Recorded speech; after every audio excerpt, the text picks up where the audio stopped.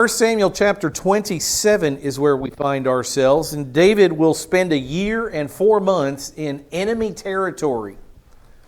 I just want you to hold on to that thought for just a moment.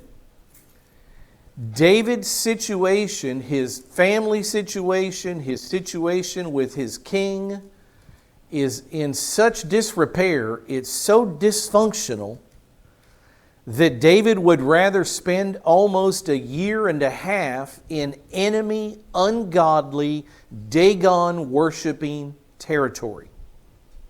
He leaves Israel for Philistia, as we'll see in 1 Samuel chapter 27. What's going on here?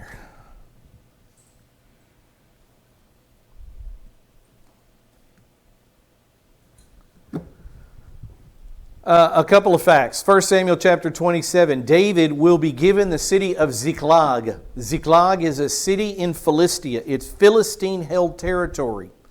It's not the land of Israel. It's not the held territory of Israel. It's the territory that the Philistines hold. Remember, the giant Goliath was a Philistine. This is his neck of the woods. And David, instead of living peacefully with his family, his father-in-law, his king, instead of being the commander of this king's forces, military forces, David is continuing on his 11-year refugee status, running from Saul, and will go to the enemy to find safety from his family. Insanity. Crazy that this has to happen. So David in chapter 27 is in Ziklag, his fiefdom. We'll talk about that in just a minute, that he would be given a fiefdom. He would be given the area of Ziklag to not only live in, but to have authority over. He's an underlord to Achish, the god or the king of this part of Philistia. In the next chapter, just to show you, we're almost to the end of the book. In the next chapter, chapter 28, Saul, the king, goes to the witch of Endor seeking guidance. As we'll see in just a minute, Samuel is dead. Saul has run the mediums out of business. Saul has run the spiritists out of business, and that was good. But Saul will go to Yahweh seeking guidance against the Philistines who are waging war against him, and Yahweh is silent.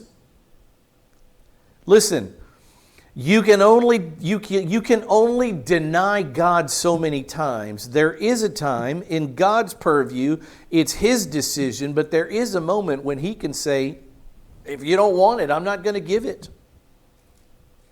I'm going to stop. And Saul goes to God thinking, if I ask, you need to tell me, and God doesn't answer him. So what does Saul do? But in chapter 28, next week, we will see Saul go to the witch of Endor, a satanic witch, a demonic witch, seeking guidance. She wants this witch to call up the spirit of Samuel so that he can talk to Samuel. In the next chapter, in chapter 29 and 30, David will return to Ziklag. And you say, return? When does he leave?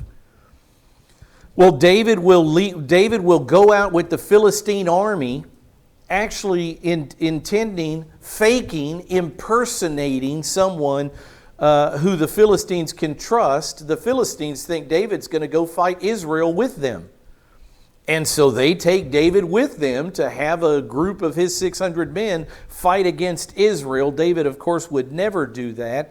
When the Philistines realize, hey, this is David, the great killer of Goliath, the commander of the Israeli army. Do we really trust this man?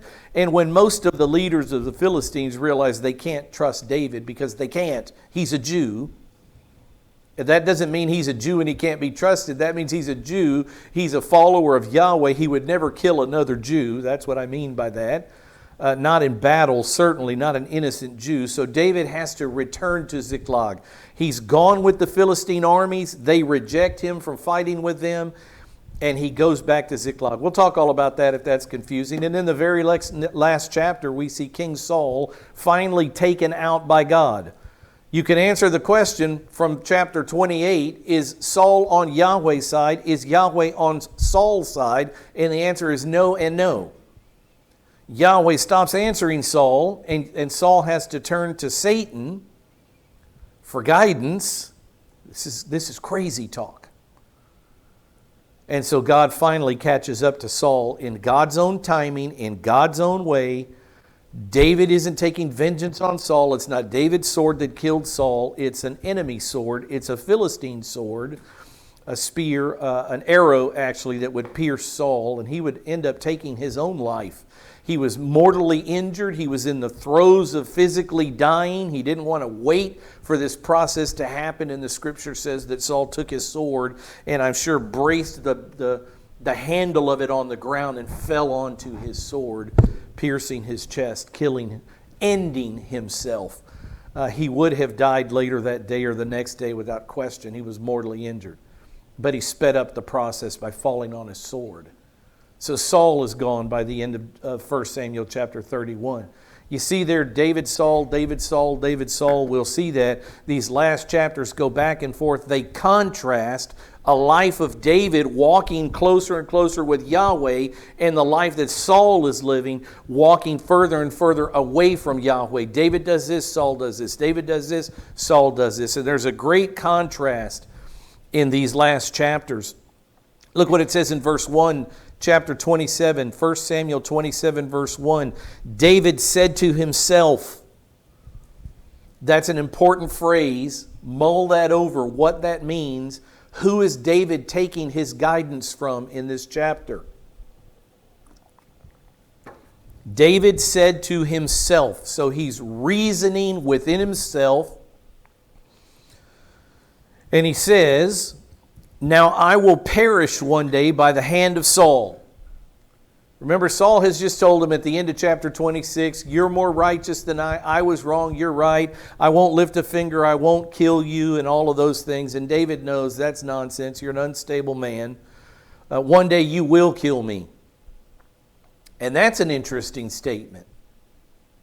We'll talk about why I think that's so interesting in just a second.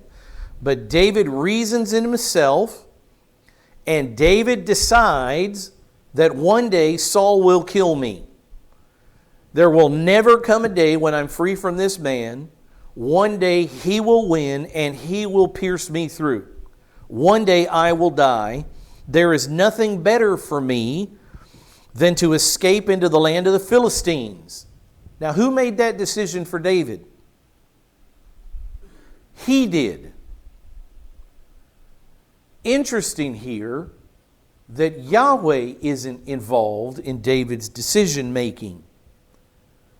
God didn't tell him to leave Israel to go to the land of Philistines. David said to himself, Saul will kill me. I'm not safe here. The only safe place for me is in the land of the enemies of Yahweh, the Philistines, who don't worship Yahweh. They worship their false gods. The chiefest among them was this god Dagon. But David reasons in himself that he has to escape to the land of the Philistines. That's the only place he will ever be free from Saul. It says, Saul then will despair of searching for me anymore in all the territory of Israel. If I stay in Israel, he will keep chasing me like a lion chases a rabbit. I'll never be free if I stay in Israeli-held territory, and I will escape from his hand. I have to go to Philistia. So again, David decides the only safe place is outside the held territory of Israel. Israel owns all the promised land. Don't forget this fact. The land that the Philistines are living in, who did God tell Abraham he was giving that land to? Israel, the Jews. That's why you have to be careful here. David doesn't leave the promised land. David leaves the land that Israel is holding, that Israel's forces maintain control of them. The promised land still includes Philistia all the way to the Mediterranean Sea, but God has allowed the Philistines to control this part of the land of Canaan right now. So Israel owns all the promised land. Don't lose sight of that fact. But Philistines have taken control of the coast around Gaza. Interesting, it's still at war today, isn't it? The Gaza Strip is Philistine-run territory in the early days of David. And this is the territory that David will escape to for a year and a half of his life. A year and 4 months, we'll see, David will go there. But let me ask you the question, why? Why did David go to enemy territory? Why was he convinced that this is, of all the places on earth, of all the places in Judah where he could have gone to hide, the caves, the ravines, the valleys, the mountaintops, why did David finally conclude, Saul is going to kill me one day, I have to move into enemy territory where Yahweh isn't worshipped, I have to leave the sanctuary, the tabernacle, I have to do this on my own? Why did David make that decision? The question is, did Yahweh guide him in making this decision, or did David take this one on his own? I want to show you these things. I think the Scripture is very clearly showing here that David is human. And as good as David is becoming, as spiritually mature as David is becoming, just because you've been under the Word for 40 years doesn't mean you can't sin horribly, terribly, and foolishly, right? And here's David, after his 11 years is almost completed from running from Saul, he's about to be named king. He's at the very end of these years. He's probably 29 years old or so, very close to taking the kingship. David makes a stupid mistake. And this is the stupid mistake. He doesn't consult with Yahweh. I'll show you a verse right here where before in David's earlier life, a couple of years earlier, when David had a question about where should I go, what should I do, should I go into battle, should I lead your chosen people Israel into battle or not, David always went to Yahweh. He went to the priest, he went to Yahweh. Look at what it says here. In 1 Samuel chapter 23, David inquired of Yahweh, the Lord, once more, and the Lord answered him. When David asked God something, God answers him. David didn't ask God anything here. I'm just trying to prove to you that this was an unwise decision on David's part to leave to Philistia, yet God allowed him to do it and protected him there. It's just part of His plan. We can make bad decisions and God puts them in His plan also. David inquired of the Lord. The Lord answered David and said, "Arise, go down to Keilah, for I will give the Philistines into your hand." When David has to determine where to go, he goes to the Lord to give him that direction, and the Lord says, "You go here." But not in this case in 1 Samuel chapter 27. That didn't happen here. David didn't go to Yahweh. David instead said to himself. Another part of the problem here is David thought he would die. He says, "I will perish one day by the hand of Saul." Now forget about his father-in-law and his relationship with him. Forget about that for a moment. Can David die?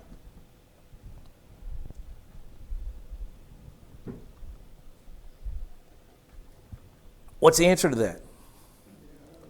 What is the uniqueness about David, of all the people in Israel, of all the 29-year-old men in Israel, what is different about David than any other man, Saul's own son Jonathan included? David has been anointed by Samuel to be the next king of Israel. Who made that decision? God did. Is that a promise that God made to David through Samuel, that one day you will reign as the king of Israel? Yes, it is. Now, here's the question. Does God go back on His promises? No. So even though the circumstance might look dire at times in David's life, if you read the Psalms, you realize that later in his life, he came to fully trust God and God's plan. David thought that he would die at the hand of Saul, even though what he should have understood is that Yahweh has already anointed me king. And if that's His desire for me to be king, then He can see to it that I will become the king. Nothing can stop that. He will protect me in His own way. Abigail, just to name a few of the parties that we've seen recently, Abigail, did she know that David would be king? Yes, she did. She told him in the story, 1 Samuel 25, of the things that God has appointed for you, of the things that God has promised you.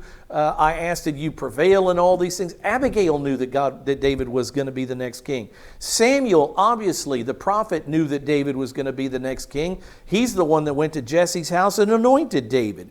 Samuel knows it, even though he's dead now. He knew that David would be king. David should have known this. David did know it clearly, without question. Saul's son Jonathan knew that David would be king.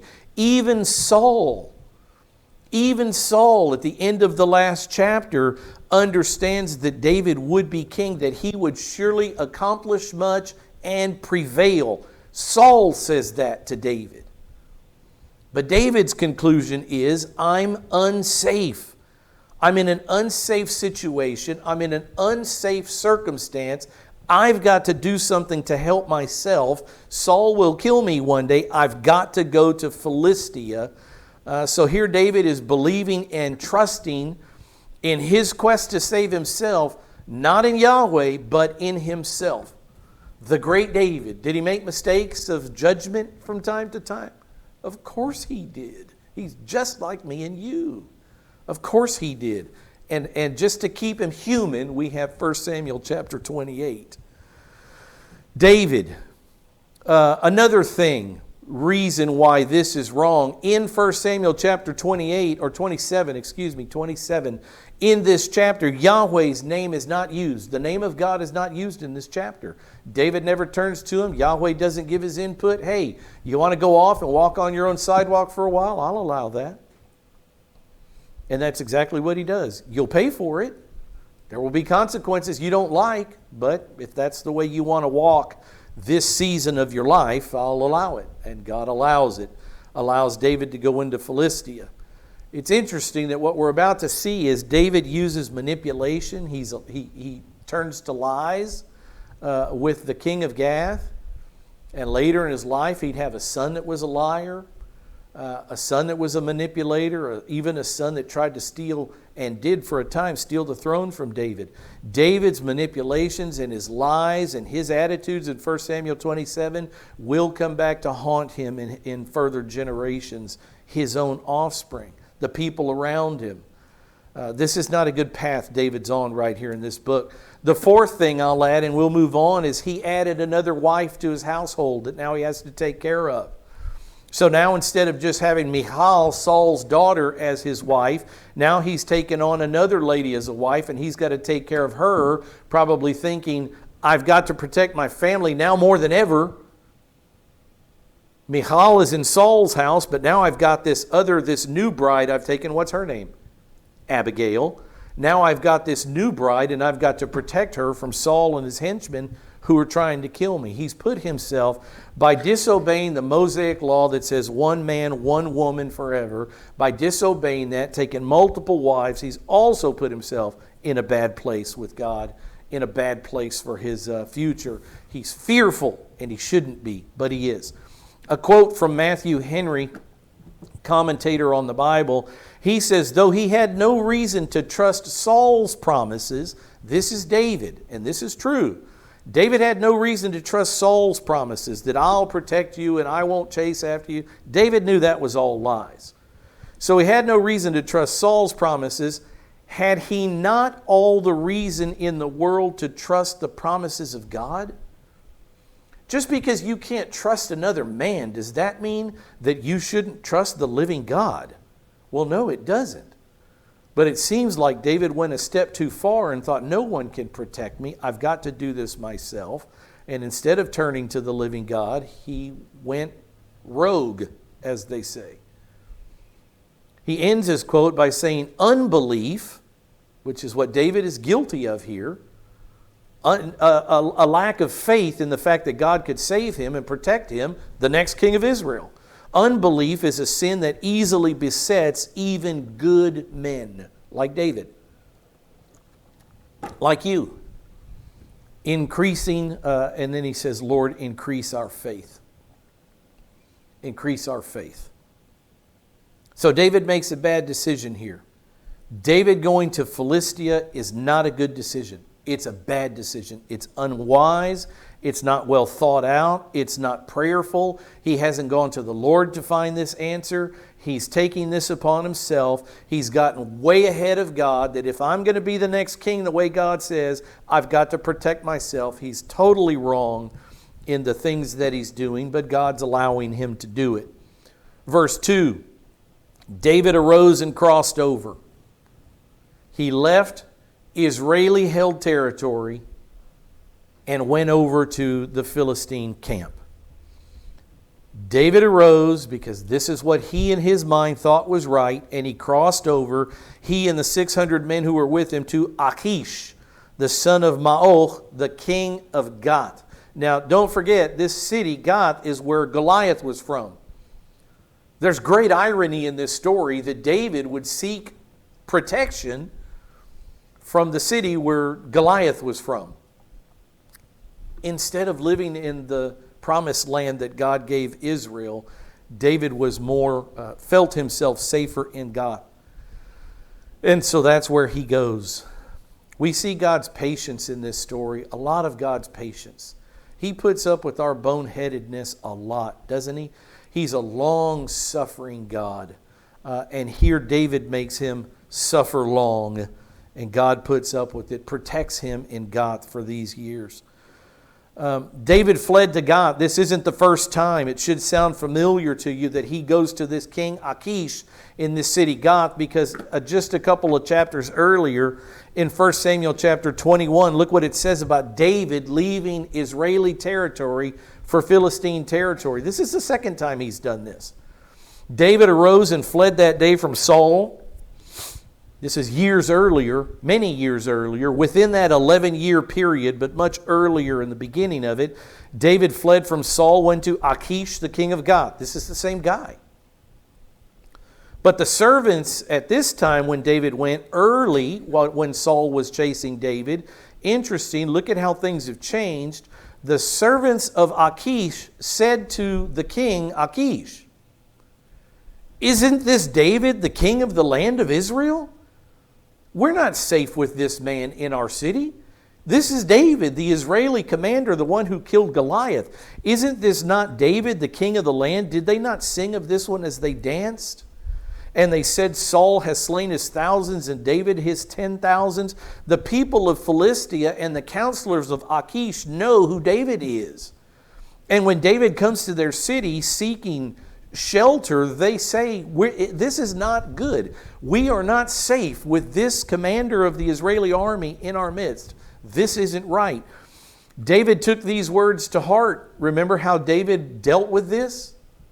He took these words to heart, and he greatly feared Achish, the king of Gath. So years before, David feared this king, and now David is running to this king for protection. So how did David get around it the first time years earlier? He disguised his sanity before them. He acted insanely in their hands. Remember this? He scribbled on the doors of the gate. He let his saliva run down his beard. The only way David could find refuge from Saul and Philistia was to act crazy. And they didn't deal with the crazy, demon-influenced crazy man, which is what was thought insanity came from. If a demon is working in this man, we don't want any part of him. Just let him be. And so they let David stay there for time in Achish, or in Gath. So David's been in this city before this king before. But now, only a few years later, what has changed? Why is it that the men of Achish, his counselors who before said, we can't trust David, why is it that all of a sudden a few years have gone by and they're saying, let David in, it's fine? What happened? What has been going on in David's life if they know? Let's read this verse again. Is not this David, the king of the land of Israel, the one who the ladies are singing this song about, that David has slain his 10,000s? If the Philistines know what's going on with David in the land of Israel, don't you think they know what David has been doing the last several years? Yes, they do. And what has David been doing the last several years? He's been running from the king. He's not the commander of the army anymore. He's a refugee. He's a fugitive. running for his life from his father-in-law, King Saul. So the men weren't afraid of him anymore. Things have changed. His relationship with Saul is so bad, he's an enemy now of the king of Israel. So he'll be useful to us in Philistia. It's okay to let David stay. We want David to stay. If King Saul hates him so much that he's been chasing him for almost a decade, surely David is on our side now. We have a common enemy in Israel and Saul, the king of Israel. David lived with Achish. Look what it says in verse 3. David lived with Achish at Gath. So the men of Achish aren't afraid of David. They let him live there. They let him stay. He and his men, each man with his household, they welcomed them into the land this time. Even David with his 2 wives, Ahinoam the Jezreelitess and Abigail the Carmelitess, Nabal's wife. So David has 2 wives now. And he's invited to stay in Gath, which is the great one, just a huge irony. He killed their champion many years ago, Goliath, and now he's invited to stay in their town. Red carpet, not only you, but all your men, your wives, your families, your herds, whatever you've got, bring them to our territory. You're safe here. Now, it was told Saul, of course it was. It was told to Saul that David had fled to Gath. And so Saul no longer searched for David. Now, why is that? Did Saul have a change of heart? Did Saul really think, oh, my son-in-law, he's such a lovely guy. I benefit from David being alive. I want to protect him. I'm going to stop. He will prevail. He will be the next king of Israel. I should stop chasing him. Is that what you think is going through Saul's mind? Or is something a little bit different going through Saul's mind? The fact of the matter is, David now had the protection of the Philistine army. And you say, well, the Bible doesn't say that. No, it doesn't say that implicitly, but if Saul wanted to chase David into the Philistine city of Gath, he would have to go through the Philistine army that would protect their territory and their cities. That's clear, isn't it? Saul's not marching into Philistia without a battle. So even though the Philistine army is not saying, we will protect David with our lives, we'll protect our land, and if you cross over this imaginary line, it's time to fight. The Philistines were always fighting with Israel. So whether the army would personally protect David or not, that's not the point. The point is, for Saul to get into Philistia would mean he has to fight to get to Gath to try to find David. And it wasn't worth it to him, the fight, the warfare wasn't worth it. So Saul quit chasing David. That's the fact of the matter. Now in verse 5 we see David make an agreement with this king. As we know, David will stay here for 1 year and 4 months. There has to be a living arrangement. And so David seeks an arrangement. David said to Achish, if now I have found favor in your sight, and obviously I have, you've welcomed me into your city. He says, let them give me a place in any one of the cities of the country. I want to move out of here. I want a place of my own. I'm asking you for some land, for a little bit of territory that me and my 600 and all our families can live in. He says, let me have one of the cities in the country that I may live there, for why should your servant, Achish, me, David, your servant, why should I live in the royal city with you? I'm a lowly shepherd. I'm not worthy to live in your royal city with you. So give me one of your far off territory cities and I'll go live there away from you. And so Achish gave him Ziklag that day. So Achish gives him this territory, this city in the surrounding area. He gives a Jewish man, David, Ziklag, and it says, therefore Ziklag has belonged to the kings of Judah to this day. So what do we see here? But David pledges his loyalty to Achish, kind of. I mean, if David wants to stay in Philistia and is asking for a city, then he's saying, I'll abide by your rules. I mean, certainly he's not saying, I'm going to defy you at every turn. So he's not saying, I will be submissive to you and all those things, but in a way he is. He's making a deal with this man. So David pledges at least his loyalty for the time to Achish and the Philistines in return for a safe place to live. They've bartered, they've brokered a deal. Just so you know where we're talking about, Philistia has 5 major cities. We've seen that in other stories. Ekron, Gath, Ashdod, Ashkelon, and Gaza. This is the territory of Philistia right here. Now, who did God give that land to again? Who owns the land eternally? Israel does. Israel does. And Israel should own all of the land of Canaan right now. Why don't they?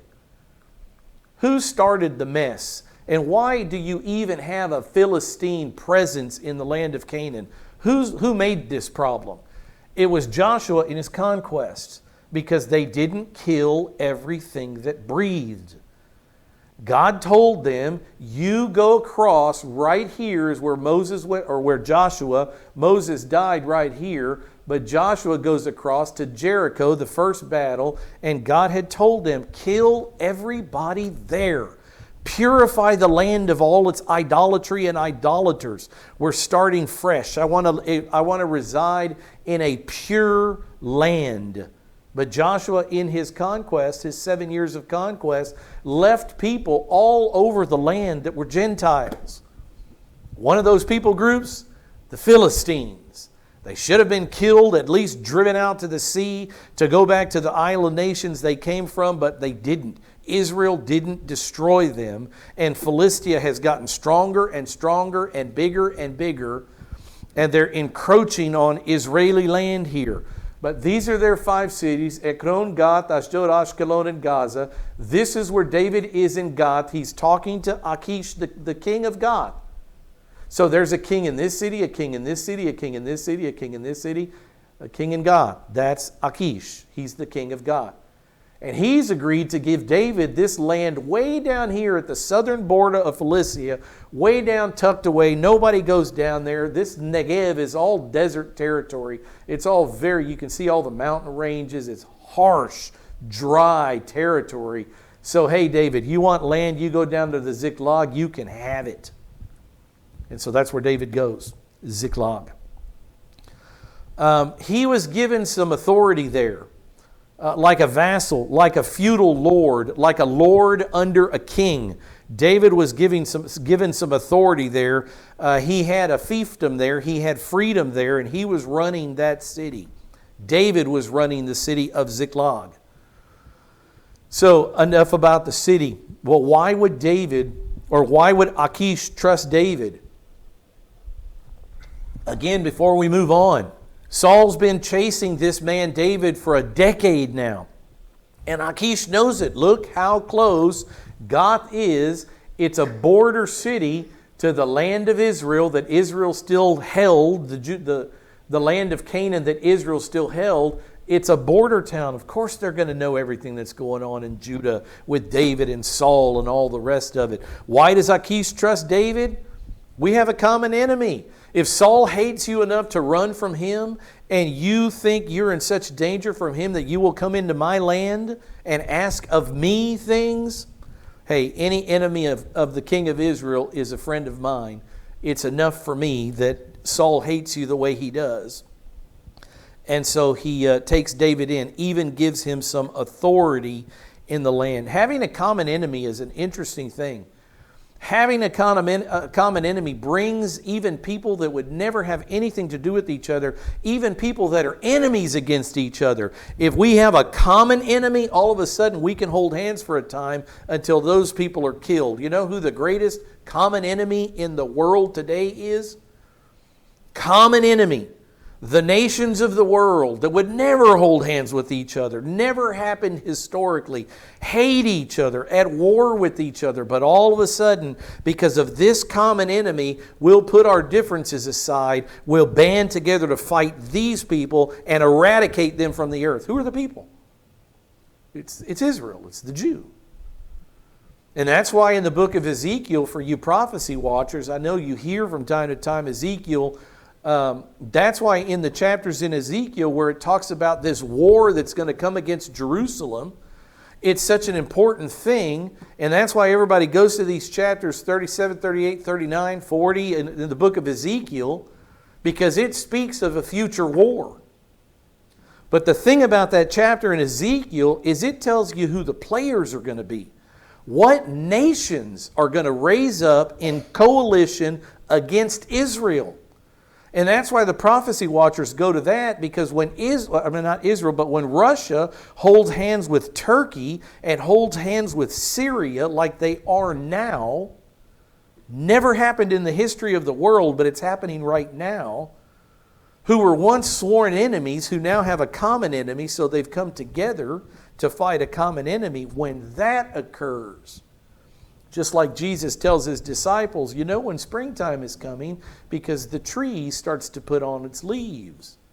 And I've told you all of these things, so when certain things start happening in the world and nations start forming the way I prophesied that they will form, know that springtime is coming. The return of the Lord is near. That's why people love that Ezekiel 37, 38, 39 especially. Because we're seeing people that have never had anything in common, like Russia and Turkey and Syria, Libya, all these countries now holding hands with each other. It's never historically happened in the world. I could show you a picture of Putin with Erdogan, the Turkish leader, and the Syrian Muslim arm in arm. They don't have religion in common. They don't have politics in common. They don't have economies in common. They have nothing in common except for what? The hatred of Israel. And it's happening. And that's why people like me might tell you, are we in the last days? I'd bet dollars to donuts, donuts to dollars, any way you want to bet, that we are in the last days. Because the world is shaping up to look like something it's never looked like before. And God said that this would happen, and these nations would march against Jerusalem. That's why those chapters are so important. What we see here in the book is that the common enemy is Saul. And the Philistines hate Saul and would love to topple the Israeli group altogether. And if David is an enemy of Saul, then David hates Saul, and we have a common enemy, Saul. So you can live with us, and I'll give you authority. It's amazing what this king, who only a few years earlier was afraid of David unless David faked insanity, what this king is willing to give David now, that he understands the rift, the seriousness of the rift in his relationship with King Saul. Amazing what a common enemy will do for people. So David makes this contract with this king. Verse 7, the number of days that David lived in the country of the Philistines was 1 year and 4 months. So you ask yourself, 1 year and 4 months, that's a long time. What was he doing? What did David do there? Just tend sheep and grow crop? What was David doing? We start to find that out in verse 8. David's a warrior, remember. David's a military man. He's a conqueror. He's a warrior. David and his men went up. He's got 600 warriors with him. So what did he do during this time? It said David and his men went up and they raided the Geshurites. So look at the map here. Look at where these people are. They're in the south. Remember, the inhabited part of Philistia is up here. This is where the people live. So David is on the outskirts of Philistia, and he's going south and killing enemies of Israel. Why is David going south? Amalek, I don't know if you remember that name, but when Israel came out of Egypt, they were coming to the promised land behind Moses, and the people of Amalek, the Amalekites, were the first people that made war against Israel as they're trying to get to the promised land. These are enemies of Israel, God's chosen people, and so are these. So David, in his 1.5 years, knowing one day I will be the king of Israel, I can't sit here and do nothing. I'm going to start killing off surrounding enemies of our territory, of the nation of Israel, so that I'm better prepared to be the king. That's what he did in 1.5 years. These aren't Philistines. These are different people. So David and his men raided the Geshurites and the Girzites and the Amalekites, for they were the inhabitants of the land from ancient times, enemies of Israel on Jewish territory that God had given to Israel, and David went to wipe them out. That's what he does. It says, these were inhabitants of the land from ancient times as you come to Shur, even as far as the land of Egypt. So all that Sinai Peninsula region, all the way to the the river of Egypt. David was clearing out the enemies of Israel from it for 1 year and 4 months, and nobody knew about it. They knew he was killing somebody, but they didn't know who. Remember, David could do this because this was an age well before telephones, cell phones, computers. There was no instant communication between people. So David was able to destroy Israel's surrounding enemies while he was living in Ziklag secretly. He could do it secretly. But I have to ask the question, why didn't word leak out? I mean, there's got to be a good number of people living down here. Why did not one person run up to Gath, to Achish, and say, listen, David is doing this, or go somewhere, go into Egypt? Why is it that David was so successful in keeping the word of his raids from getting out? What's the answer? Because David did what Joshua in the conquest wouldn't do. What is that? He killed everything that breathed. That's what he did. If you're dead, you're not going to go tell anybody. And that's exactly what David did. He killed everything that breathed. It says, David attacked the land and did not leave a man or a woman alive. He killed everything. Every human being. He took away the sheep, the cattle, the donkeys, the camels, and the clothing. So he raided them. He killed the enemies of Israel, and he took their spoils. And then he returned and he came to Achish. Why do you think he went to Achish? To give him a portion of the spoils, to keep Achish happy, to give him his cut of the raids. And Achish would wonder, wait a minute, where are you getting all these animals? And here we have David enter into his manipulations and his lies. Again, allowed by God. David is not asking God anything here. David's working on his own. Achish said, where have you made a raid today? I thank you for the sheep and the cattle and the donkeys and the camels and the clothing, my portion. But where did you get them from? So Achish would ask David a straight question, where did you raid today? And David would say, against the Negev, the desert area of who? Of Judah. David is telling Achish, I am killing Jews. I raided the Negev today. I raided the tribes of Judah, my own tribes. David is presenting, at least floating the idea that my hatred for Israel is so intense that I'm even killing those of my own tribe. You can trust me, king.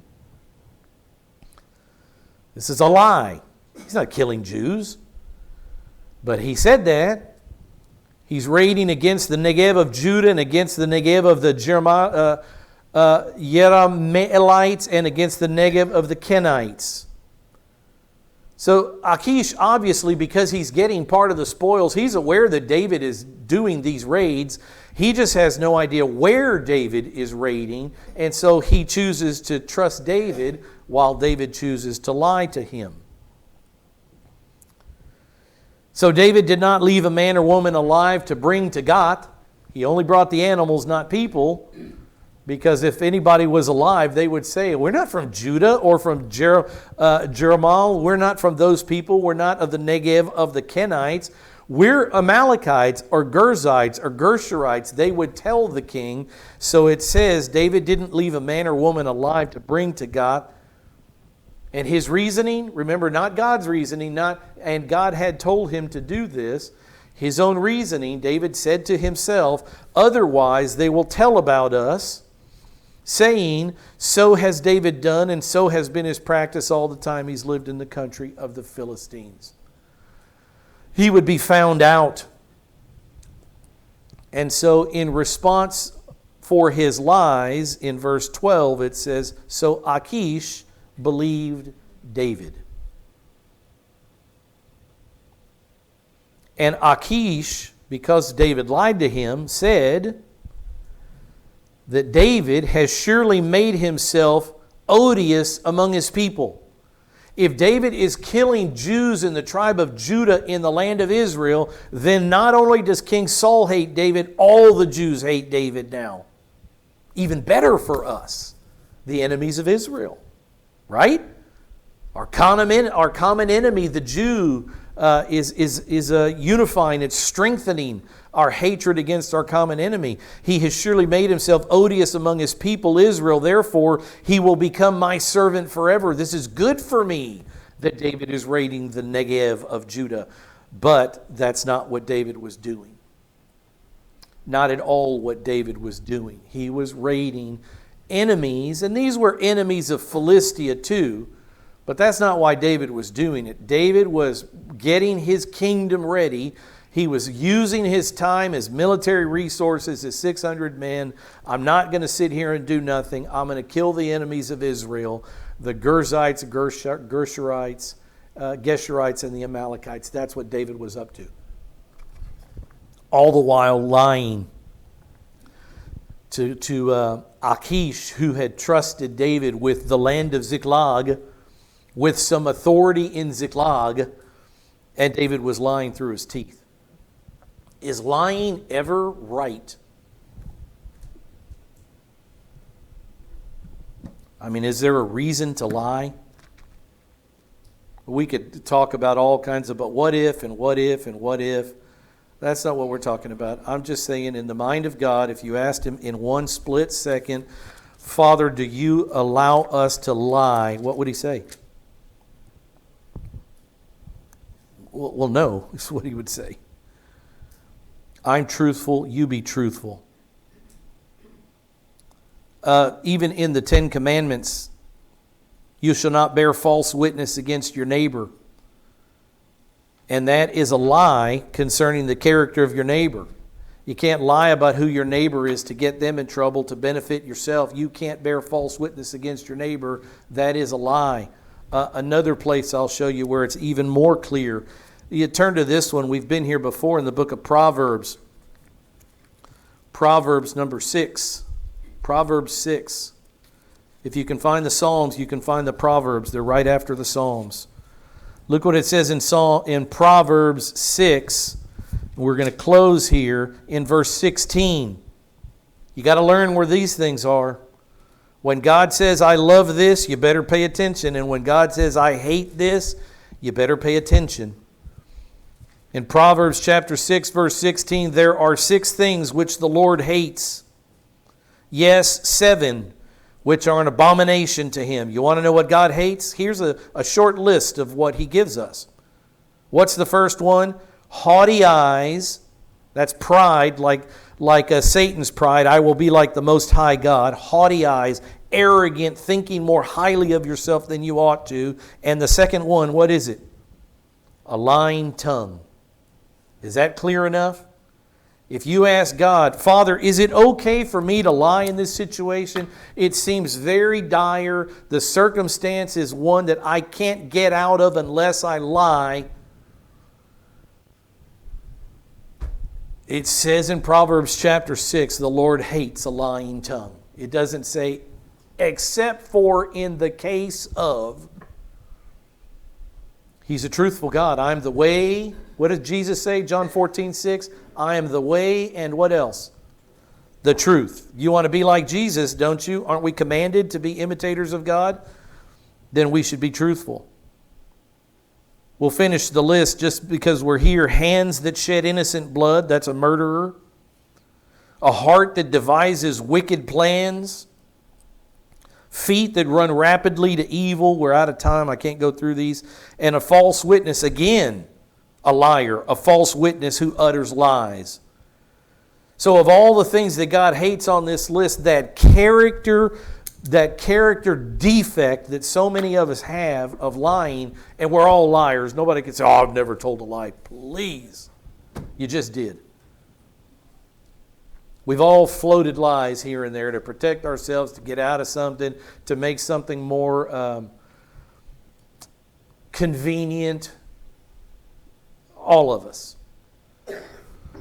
But not God. Not Jesus.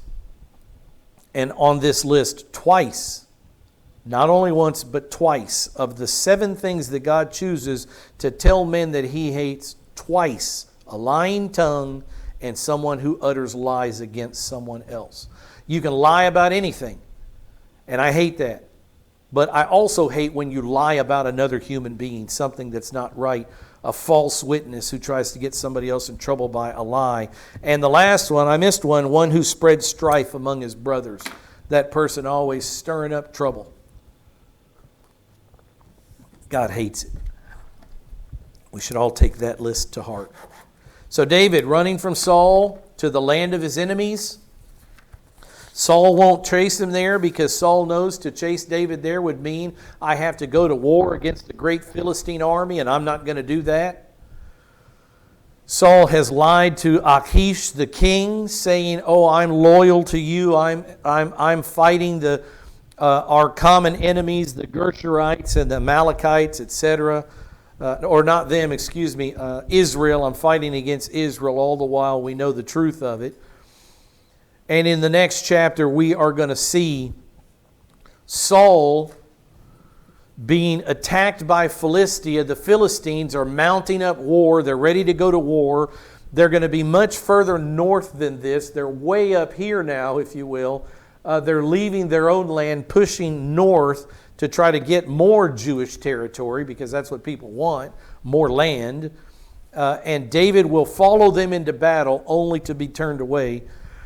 But Saul, when he doesn't hear from Yahweh, when he doesn't have Samuel to turn to, when he doesn't have a medium or spiritist, he disguises himself and goes to the witch of Endor so that this demonic woman can call up the spirit of Samuel so that Saul can speak to Samuel. We'll see that next week in the next chapter. Let's close in prayer.